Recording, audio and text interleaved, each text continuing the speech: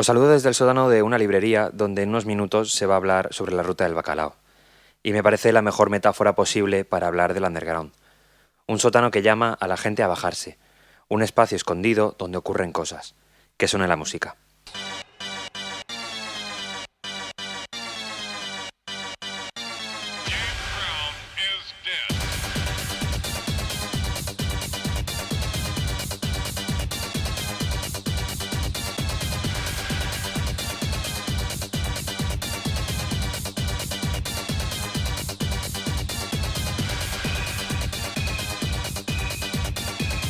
Hola a todos y a todas, al habla Álvaro de Vis, esto es Músicas Sonadas. Hace unos días la editorial Berlín Libros presentó en la primera la que está considerada la Biblia de la Ruta del Bacalao, En Éxtasis. Joan Oleaque, su autor, escribió una historia oral y un análisis hasta entonces inédito. No todo en la ruta fue oscuridad, ni tampoco todo fue vanguardia. Lo hizo en 2017, una época en la que hablar en positivo de aquello aún era algo tremendamente llamativo. A Oleaque, las revisiones que se están haciendo desde entonces le están dando la razón. El relato de un buen nutrido movimiento musical se empieza a imponer a la criminalización que mediáticamente se infundió en los 90. Oleaque no niega la deriva, supongo que nadie puede hacerlo, pero ante la conquista en el relato de la movida madrileña prefiere tener una visión más positiva de aquello que ocurría musicalmente en Valencia. Pero volvamos al sótano.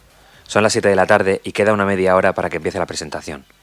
Entre el público hay, por una parte, jóvenes apasionados por esta historia, gente que siente o nostalgia de lo no vivido o interés por aprender del pasado. Por otra parte, también se juntan algunos parroquianos y parroquianas de aquella época, con nostalgia de lo sí vivido, y se sacia ahora cuando les recuerdan que vivieron algo especial, algo que difícilmente se repetirá. Oleaque se ha rodeado para esta presentación de otros dos hombres interesantísimos, el disc-jockey Fran Lenaers, uno de los nombres que más resonaron en la ruta y que sigue en activo, y Pablo Barberá, uno de los promotores de Club Gordo y productor de música bajo el nombre Final Version 3. Los cuatro nos sentamos mientras la gente se va colocando para escuchar la presentación. Y digo colocando en el sentido más espacial de la palabra, el de situarse en un espacio.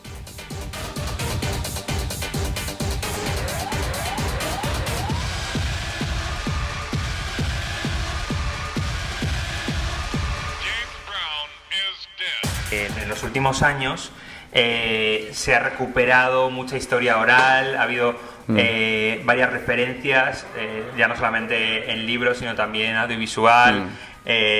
Todos hemos visto el documental de Canal Plus en YouTube. Porque ante toda esta avalancha de memorabilia de esta época, En Éxtasis ha quedado como la gran referencia, si no una de las grandes. ¿Qué es lo que tiene de especial En Éxtasis? Bueno, no sé si yo soy el que lo tiene que decir un poco, pero bueno, primero gracias por lo que dices. Yo entiendo que hay una cosa que en el prólogo sí que destaca Kiko Amat, que yo, por, no sé, mi manera a lo mejor de ser, pues tampoco he puesto ahí una bandera como tal, pero él sí que destaca una cosa que es que realmente fue lo primero que se hizo en un tiempo que no se podía hacer, no porque no se podía decir. O sea, cuando yo empecé a decir de manera pública y negro sobre blanco, etcétera, y bastante todo lo precisa que dentro de mis posibilidades como periodista estaban, es que aquello fue algo muy interesante durante muchos años. La gente más moderna pensaba que estabas tarao y los que lo habían vivido, que eran garrulos, pues no les daba igual lo que dijeras, ¿no? Porque estaban fuera del asunto. Con lo cual estabas, y luego la gente del rock y esto, pues no se lo creían. Claro. Esto. Entonces estabas realmente en tierra de nadie. Lo que tiene de especial también, creo, es que yo no me planteé hacer digamos un recorrido tal cual, solo a contar lo que fue, etcétera, tal, sino también intentar bucear en la búsqueda de respuestas, ¿no? De preguntas y de respuestas, ¿no? O sea, por eso tiene el formato de un análisis, es decir, aunque digamos que es un reportaje muy largo, sí que tiene mucho, que es como a mí también me gusta trabajar, es un poco de intentar buscar el porqué, de intentar que la historia misma te cuente diferentes puntos de vista que te ayuden a entender el fenómeno. Entonces eso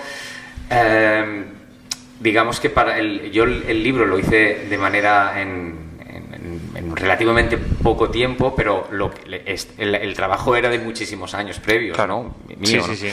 Entonces, la particularidad que creo que tiene y que sigue teniendo es esa, que es un libro que no solo cuenta lo que pasó, analiza lo que pasó, sino que busca respuestas, ¿no? Uh-huh. Sobre por qué pasó, cómo se originó y qué es lo que acabó con el fenómeno, por así decirlo, ¿no? Pablo, le comentabas antes, estabas hablando de que conforme se iba hablando del periodo en el que se ve pues el lado más negativo, le va metiendo más literatura. Tú no viviste la ruta, pero sí que has leído en Éxtasis, sí que es una referencia tuya a nivel musical. Cuéntame con qué actitud coges el libro y qué es lo que supuso para ti en Éxtasis esta historia pues, oral. Que supuso no, ha supuesto, porque me lo he terminado esta mañana. A carreprisa. La verdad es que me ha encantado. O sea, creo que me ha hecho pensar muchísimo en cómo hago las cosas y cómo hacemos las cosas mis compañeros de Club Gordo y yo, y cuáles deberían ser nuestros objetivos a nivel musical y a nivel empresarial, porque un club también es una empresa. Y creo que de estas cosas que dices, es que vi esta película y me ha hecho mejor persona, o vi esto y me ha hecho mejor, pues esto al revés, me ha hecho peor persona, pero para bien. Cuidado al concepto, porque creo que siempre hemos intentado hacer las cosas más grandes, mejor hechas, que lleguen a más gente y todo eso, cuando en realidad lo que hay que hacer es intentar que no se pierda la magia y que lo que hagas para tu público esté hecho lo mejor posible para esa gente, que son los que lo van a saber apreciar, y no simplemente intentar crecer por crecer y que las fiestas se desvirtúen y la cultura se pierda, como sucedió.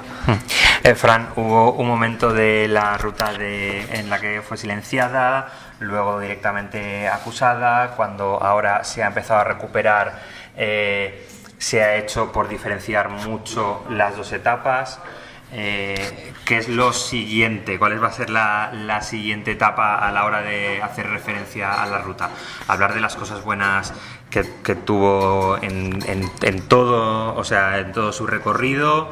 ¿Qué es lo que falta a lo mejor para hacer honra a lo que se vivió realmente allí? Mira, yo creo que lo que falta es como lo ven casi mucha gente desde Madrid, que lo ven como algo cultural que pasó en España, y aquí se le toma como una contracultura, ¿no? Que en realidad era una contracultura, pero es cultura. Y es lo que se tiene que poner otra vez, o sea, lo que tiene que tener un poco de valor lo que se hizo en Valencia respecto a lo que se hizo en Madrid. En cuanto más que contracultura, hay que decir anticultural, ¿no? Como si fuera lo contrario, ¿no? Okay. Hombre, España no ha tenido nunca, o sea, lo que no tenía era apoyo del Estado, eso está más claro que el agua. Entonces, claro, es una cosa que eso siempre se tapó en aquella época, y realmente sí que había durante bastante tiempo bastante más cultura que en Inglaterra o en Alemania. El clubbing en Inglaterra o el techno en Alemania se ha tomado como algo cultural, y aquí lo tuvimos antes, y es lo que no se aprecia. Es lo que digo, que al final se dirá, pues en Valencia se hizo una especie de cultura como pasó en Manchester, Londres, o como pasó en Berlín, que venía de Hamburgo y antes de otras zonas de Alemania, antes de caer el muro. Yo quería aprovechar para decir algo. Hay ¿Vino? Vale. Sí. Eventualmente también se dice que, como no dejó un pozo en forma de grupos, Fran lo vivió y lo a ver, pozo ya. O sea, bueno, grupos no, pero que no llegado y hasta están hoy, apreciados fuera, incluso fuera a veces nos piden hacer versiones de nuestros temas. Ya. Y también se refiere a megabits. Sí. Teníamos un toque que no tenían los demás, que también realmente dentro de ese mundillo de discos que salieron luego, nosotros somos como un caso aparte. Tenemos unos discos que no se parecen nada a los demás, en formatos y todo. Nosotros hacíamos mini LPs y LPs, los demás hacían maxis. O sea, estábamos en otro. Incluso yo tengo LPs para casa, que no eran para sonar por ahí, y algunas se ponían, ¿no? Y dices, eso en clubs y tal. Y luego cuando ven los discos míos dicen, ostras. No, lo que quería decir es que hay gente que pone en duda, etcétera, que pueden hacer lo que quieran, por supuesto, pero la validez o la importancia en cuanto a fenómeno avanzado que fue, porque no ha dejado una situación en forma de grupos, como por ejemplo ha pasado en muchas otras escenas y tal, ¿no? Yo lo que quiero decir es que ese argumento yo entiendo que no se puede aplicar, porque entonces lo que está poniendo un poco en entredicho es la cultura del disc jockey, ¿no? Otra cosa que es la cultura del disc jockey tú no estás de acuerdo y dices que todo el ser disc jockey no vale para nada, pues vale, ¿sabes? Es una manera de enfocar que yo no estoy nada de acuerdo y tal, pero lo que no se puede es decir que esto dentro de la cultura de disc jockey no estuvo en lo primero de lo primero, en el Pleistoceno. Entonces esto yo creo que es un síntoma también de la relevancia que mucha gente se le está dando, el que haya voces que cuestionen esto, ¿no? Que a mí me sorprende que lo hagan, porque no veo qué problema hay con que sea algo relevante, ¿no? Pero bueno. Hablo de Mira, lo que dices lo de los disc jockeys es muy curioso, porque aparte que a nivel mundial ahora hay muchos famosos y cosas de estas, los disc jockeys de radio siempre han sido muy apreciados culturalmente por lanzar la música a la gente, ¿no? Lo que pasa es que se hizo en Valencia desde las discotecas y de los pubs, no se hacía desde las radios. Entonces es curioso, porque se aprecia uno, si hubiera sido uno de Radio Nacional, wow, qué bueno, este fue toda la época de la movida madrileña o del rock and roll o lo que sea. Pero claro, lo digo que de aquí pusieron de moda un montón de música indie y de música electrónica que no sonaba en el resto del mundo. Y en cambio eso es lo que sonó luego en todas partes. El indie es ese tipo que sonaba en Valencia y luego la parte electrónica en todo el resto. Porque de hecho en la escena cuando la escena se intentó trasladar a Ibiza no se consiguió, a pesar de que cogieron disc jockeys, los llevaron allí, se intentó crear esa escena, no era lo mismo, se creó algo diferente, ¿no? Hombre, lo que pasa es que, por ejemplo, el que fue a Ibiza fue David el Niño, estuvo un año. A mí me llamó el de Pachá para ir a Madrid y a Ibiza. Y pagándome un pastón en aquella época, estamos del 86-87. Y me estaban pagando a 1,5 millones el mes en Ibiza y a 800.000 en Madrid, para aquella época. 6 viajes a Nueva York para comprar discos. Y casa en los dos sitios y los viajes pagados a Valencia. Y dice que no. ¿Qué te hizo dudar? Porque en Madrid hace frío y no hay playa. Ahora nunca lo he dicho. Yo hago surf y dije no, porque voy a pasar un invierno horrible. O sea, así, yo no me muevo de aquí. Y se deja así y digo, no, y el tío, bueno, pero si te estoy poniendo un contrato bestial, y dije, no, lo de Ibiza vale, pero lo de ir a Madrid hace mucho frío. Pablo, ahora que se está recuperando ese espíritu, ese de la ruta en muchos sitios, pero se está haciendo con una música nueva, a lo mejor más centrada en el house. Se ha aparcado del todo a lo mejor la música así más orgánica, hecha con elementos orgánicos y... ¿A qué te refieres con el espíritu de la ruta? Me refiero a que hay muchas iniciativas que a nivel estético, a nivel de lenguaje, llaman a eso que ocurrió en Valencia, o que las personas que lo lleváis tenéis como referencia, pero realmente luego pues el estilo musical no es exactamente el mismo. Al final la ruta es más un espíritu, es una actitud, es una manera de hacer las cosas, ¿o lo entendéis así las personas que no lo vivisteis? Yo creo que precisamente estar mirando todo el rato atrás, intentar hacer lo mismo que se hizo en los 80 y en los 90, es justo lo contrario al espíritu de la ruta. La ruta se ha convertido en un fetiche y a todos nos gustan los carteles, nos gustan las sesiones tal, pero creo que precisamente la obligación nuestra para crear algo nuevo es mirar hacia adelante y no estar viendo, ¡uy, qué bonito estuvo esto! Pues menuda cena teníamos, vamos a imitarlo, eso creo que no es el espíritu de la ruta en absoluto.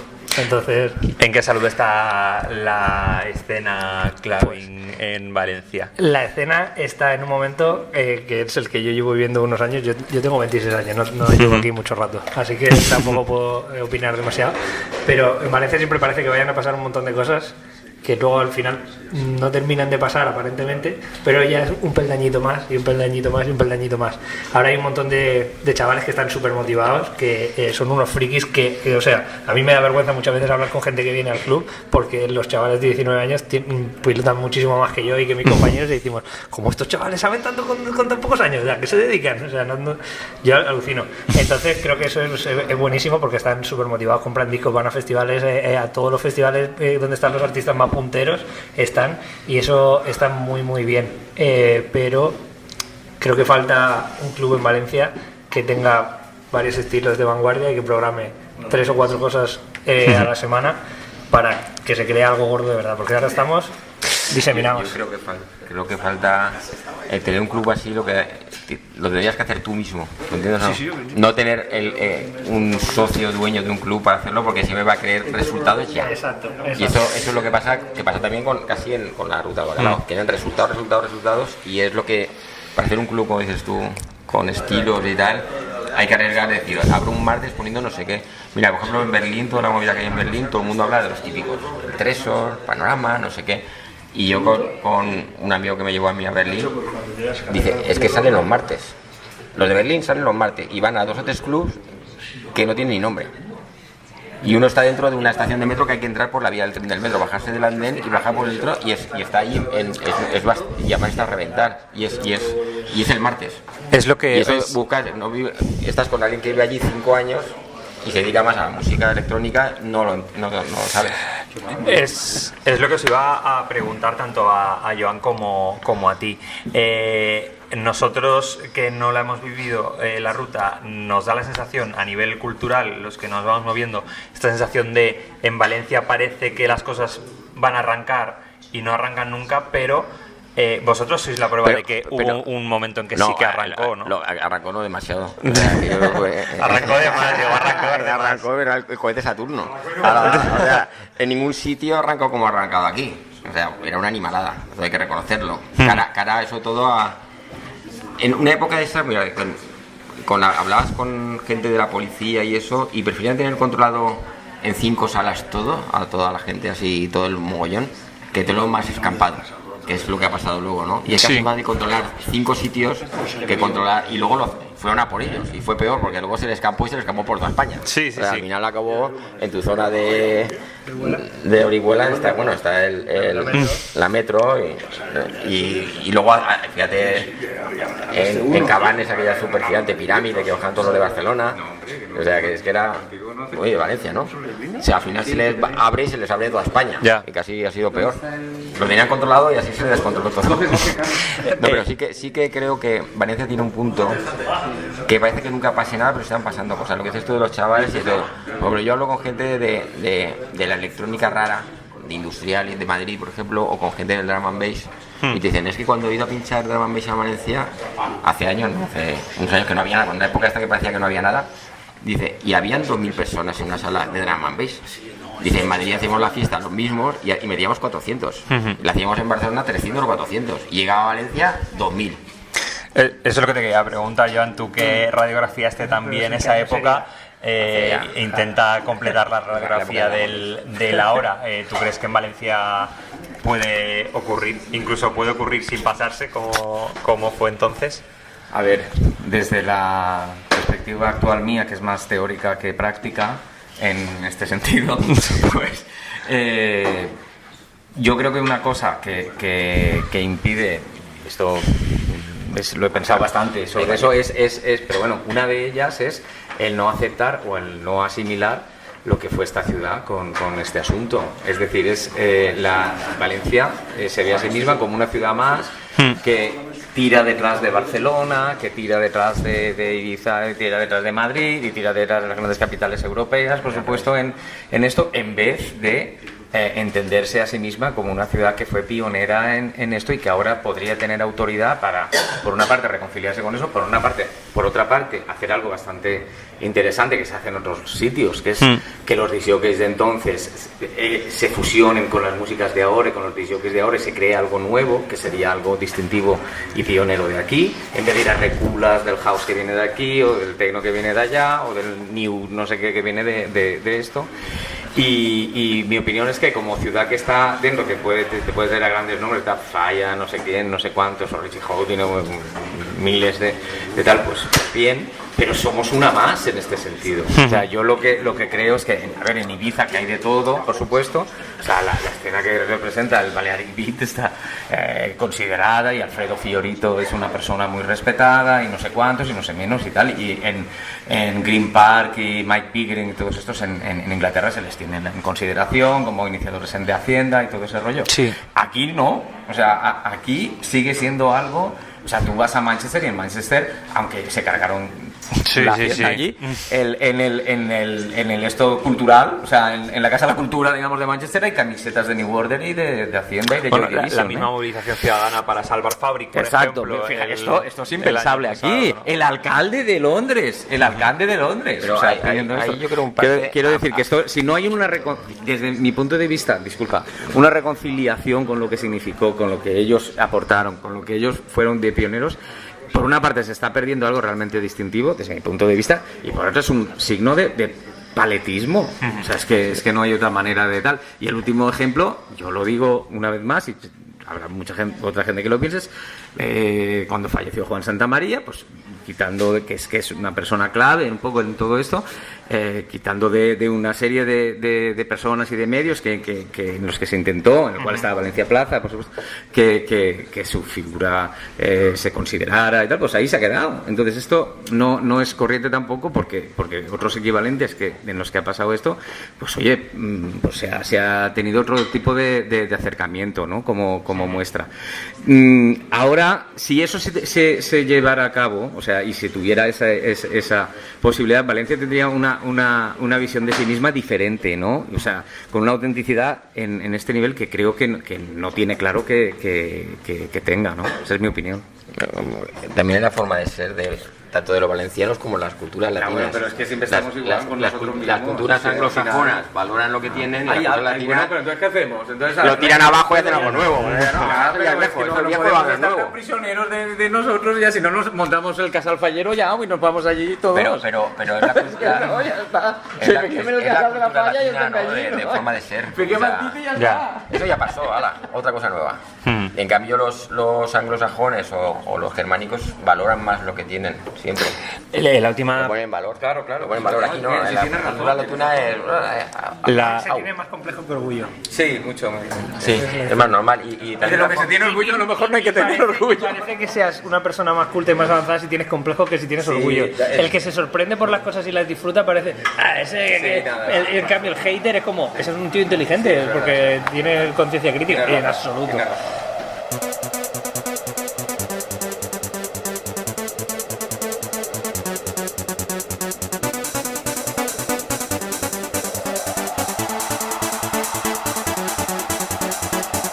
Escucha todos los programas en plazaradio.es y en valenciaplaza.com. Suscríbete a nuestros canales en Apple Podcast, Spotify, iVoox y Google Podcast. Descarga la skill para Alexa de Plaza Radio o envía un WhatsApp al 605 66 36 70 para recibir cada nuevo episodio. También puedes seguirnos en Facebook, Twitter e Instagram.